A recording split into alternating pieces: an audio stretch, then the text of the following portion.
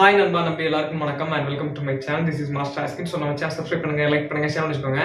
என்ன பார்க்க போறோம் அப்படின்னா அதுக்கு முன்னாடி ஸ்க்ரீன்லாம் மாட்டிடுச்சு. ஸோ என்ன பார்க்க போறோம் அப்படின்னா இன்னைக்கு நாகார்ஜுன நடிச்சிருந்த நான் சாமி ரங்கா அப்படிங்கிற படத்தோட ரிவ்யூ தான் பார்க்குறோம்.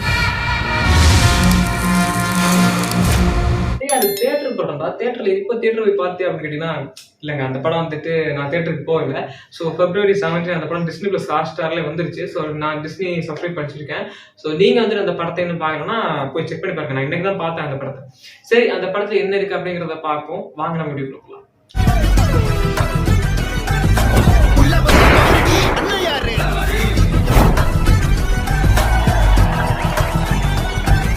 ஸ்டார்ட் ஆகுறது எப்படின்னா ஒரு சின்ன வயசு பையன் சாப்பாட்டு வழி இல்லாம ஒரு இடத்துல அலைஞ்சிட்டு இருக்கும்போது ஒருத்தங்க வீட்டுக்கு முன்னாடி நிக்கிறான். அங்க அவங்க சாப்பாடு கொடுக்குறாங்க. கொடுத்ததுக்கு அப்புறம் இவங்க தான் நம்மளுக்கு அம்மா அப்பா, சாரி இவங்க தான் நமக்கு அம்மா, இவன் தான் என் தம்பி அப்படின்னு வாழ்ந்துட்டு இருக்கும்போது திடீர்னு பார்த்தா அவங்க அம்மா இறந்துடுறாங்க. ஸோ அவங்க அம்மா இறந்தது அவங்க நிறைய கடன்ல இருக்கிறதுனால அந்த வீடை ஜப்தி பண்றதுக்காக ஒருத்தங்க வராங்க. ஸோ அந்த வீடை ஜப்தி பண்ண முடியாம அதுக்கப்புறம் ஒரு பெரிய ஐயா அப்படிங்கிற ஒரு ஐயா இவருக்கு ஹெல்ப் பண்றாங்க. இந்த வீடு அவங்களே வச்சுக்கிட்டு காசு நான் தர விட்டு. ஸோ அந்த காசு அவரே தரதுனால என்ன பண்றாருன்னா ஏழுமலை படத்துல ஏழுமலை ஊருக்காக காவலா நிற்பார்ல. ஸோ அதே மாதிரி இங்க நான் சாமி ரங்கா அப்படிங்கிற இதுல அவரு அந்த வீட்டுக்கு காவலா இருக்காரு. ஸோ பெரிய ஐயாவை அப்படி நிறைய கொல்றதுக்கு நிறைய விஷயங்கள் நடக்குது. ஸோ அவர் பாதுகாத்து விட்டு இருக்காரு. அப்படியே கட் பண்ணா இவர் ஒரு சின்ன வயசுல பொண்ணை லவ் பண்றாரு. அந்த பொண்ணை என்ன பண்ணாங்கன்னு கேட்டீங்கன்னா லைக் வெளியில படிக்க வச்சிடறாங்க. ஸோ அந்த பொண்ணு வெளியில இருந்து படிச்சுட்டு அப்புறம் ஒரு 25 வருஷம் எனக்கு கழிச்சு இங்க வரும்போது லைக் இவர் அவருக்காக வெயிட் பண்றாங்க, அந்த பொண்ணுக்காக வெயிட் பண்றாங்க. வெயிட் பண்ணி கடைசியில் என்ன ஆச்சு அப்படின்னு கேட்டீங்கன்னா கடைசியில லவ் பண்ணி கல்யாணம் பண்ணாங்களா. அதுக்கப்புறம் தம்பி லவ் மேரேஜ் ஆயிடுச்சா, தம்பி கல்யாணம் பண்ணாரா. அண்டு இந்த கல்யாணம் பண்ற இடையில இவங்களுக்குள்ள என்னெல்லாம் பிரச்சனை இருந்துச்சு. இதை கட் பண்ணா லைக் வெளியில இருந்து ஒருத்தங்க நிச்சயார்த்தம் பண்ணி அண்ட் அவங்க இவங்க இந்த பொண்ணை மேனேஜ் பண்ண நினைக்கும் போது நம்ம நாகார்ஜுனா சார் இடையில நான் எனக்கு தான் ஆவா அப்படின்னு சொல்லி நிறைய பிரச்சனை நடத்துறாரு.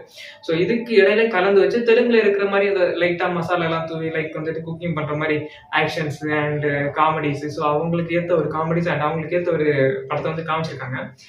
என்ன கேட்டீங்கன்னா இந்த படம் நாகார்ஜுன சார் நடிக்காம இருந்திருக்கலாம். பர்டிகுலர் இந்த படத்தை தவிர்த்திருக்கலாம் விட சொல்ல வரேன். ஏன்னா அவ்வளோ இதாவா இருக்கு அப்படின்னு கேட்டீங்கன்னா நாகார்ஜுன சார் லைக் ஒரு ஆக்ஷன் ஒரு த்ரில்லர் அப்படி போயிட்டு இருக்கும்போது திடீர்னு ஒரு ஸ்லோ ஜானர் இப்ப நம்ம வாரிசு படம் அந்த மாதிரி பண்ணியிருந்தா கூட இது ஓகே தான். பட் ஆனா அவர் இந்த படம் இப்போதைக்கு தவிர்த்திருக்கலாம் அப்படிங்கறத எனக்கு தோணுச்சு. அந்த படம் பார்க்கும்போது ஏன்னா அவருக்கு ஏத்த ஸ்கிரீன் பிளே நிறைய இல்லவும் இல்லை, அவருக்கு ஏத்த மாதிரி இந்த படம் இல்லை. ஏன்னா அவரோட இதை தவிர்க்கிற மாதிரி தான் இருந்துச்சு. அவருக்கு ஏத்த ஒரு இதை இல்லை. அவரை அப்படியே இதை மட்டும் பண்ணுங்க, இப்படி நில்லுங்க அப்படிங்கிற மாதிரி தான் சொன்ன மாதிரி இருந்துச்சு. ஸோ இதை விட பெட்டரா நாகார்ஜுன சார் மாஸ் சீன்ஸ் எல்லாம் காமிக்கிற ஒரு ஆள். ஆனால் அவருக்கான மாஸ் சீன்ஸ் எல்லாம் சும்மா அப்படியே சரி ஓகே என்ன இது கொஞ்சம் ஜாலி மூடாக போயிட்டு இருக்கு அப்படின்னு பார்த்துருக்கும் போது தான் எமோஷனல் சீன்ஸ் வருது. கண்டிப்பா அவர் தம்பியை போட்டு தள்ளிட்டு அதுக்கப்புறம் என்ன ஆகுதுன்னா தம்பியை கொண்டவங்கள பழி வாங்கியே ஆகணும் அப்படிங்கிறதுக்காக பழி வாங்க போறாரு. அங்க போய் பார்த்தா எல்லாரையும் அப்படின்னு கொள்றாரு.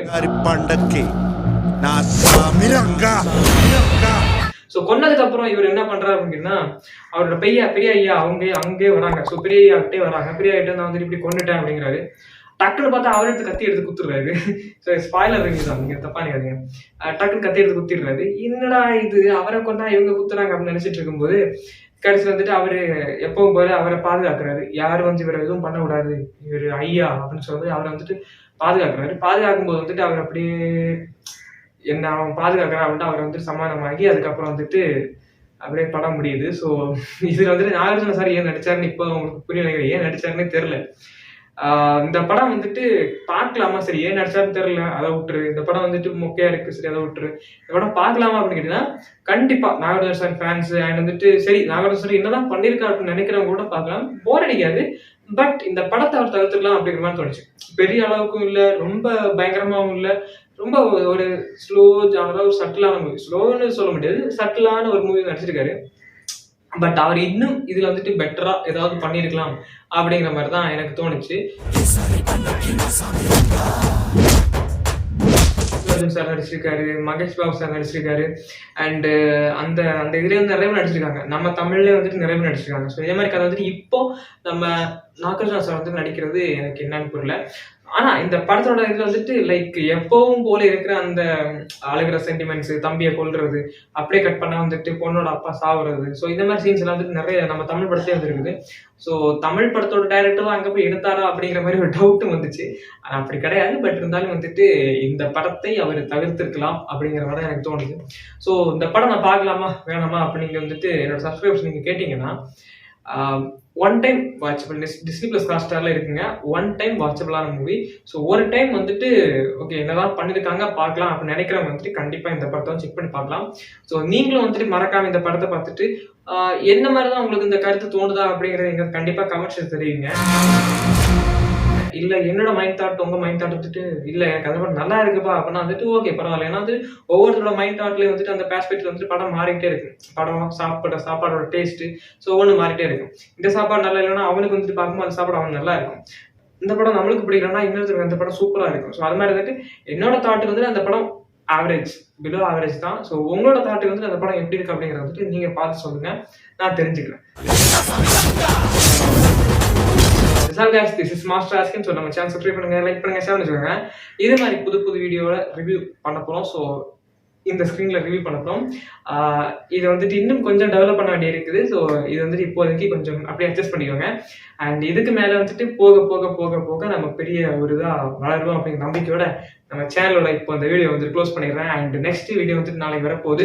ஸோ மறக்காம செக் பண்ணி பாருங்க. அண்ட் guys, நம்ம புதுசாக வந்துருக்கு தம்பி தங்கை அண்ட் நம்ம சேனல் சப்ஸ்கிரைப் பண்ணுங்க, நோட்டிஃபிகேஷன் கொடுத்து கால் பண்ணுங்க. உங்களுக்கு பிடிச்ச ஃப்ரெண்ட்ஸ்க்குலாம் வந்துட்டு இந்த சேனல் சஜஷன் பண்ணி ஷேர் பண்ணி வச்சுக்கோங்க. அண்ட் ஆஃப்டர்நூன் நைட் வந்துட்டு லைவ் இருக்கு. ஸோ எல்லாரும் வந்துட்டு மறக்காம வந்து லைவ்ல சேர்ந்துருங்க, பேசலாம். So bye.